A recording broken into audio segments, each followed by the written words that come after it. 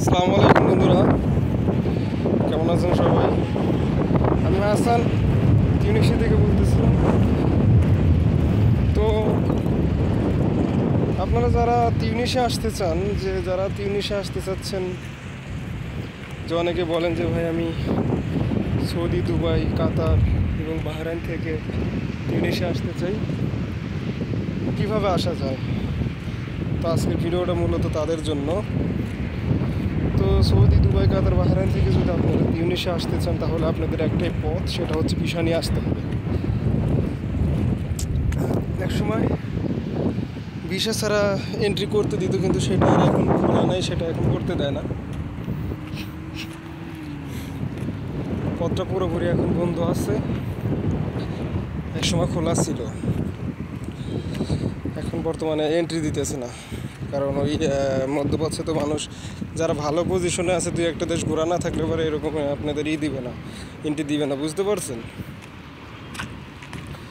তো এন্ট্রি নিতে হইলে আপনাদের অবশ্যই রুলস ফলো করতে হইবে, তা নইলে আপনার এন্ট্রি দিবে না, বুঝতে পারছি আপনাদের।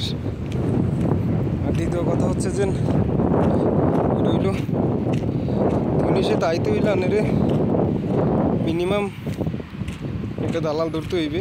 দালাল ধরলে ওই দেখা গেল যে হিন্দি বিষয় নিয়ে বিষয় আনেরদের নিয়ে যেতে পারবে, কোনো সমস্যা হবে না, ইজিতে আইতে পারবে না, বুঝতে পারছেন?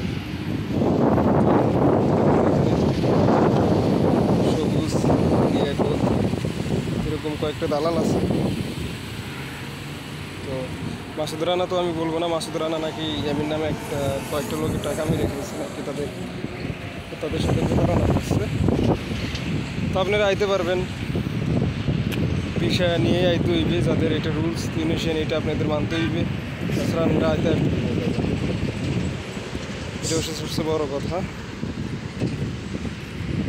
তো এটাই হচ্ছে, আপনারা যারা জানতে চেয়েছিলেন যে ভাই তিউনিশিয়া কীভাবে যাওয়া যায়, এটা পথ ধাইলে মোগলকে ভালো হইতে, আপনারা কইছিলেন এগুলো, অনেকে কমেন্ট করেন, তাই আপনাদেরকে আজকে ভিডিওটা আমি দেখানোর চেষ্টা করলাম।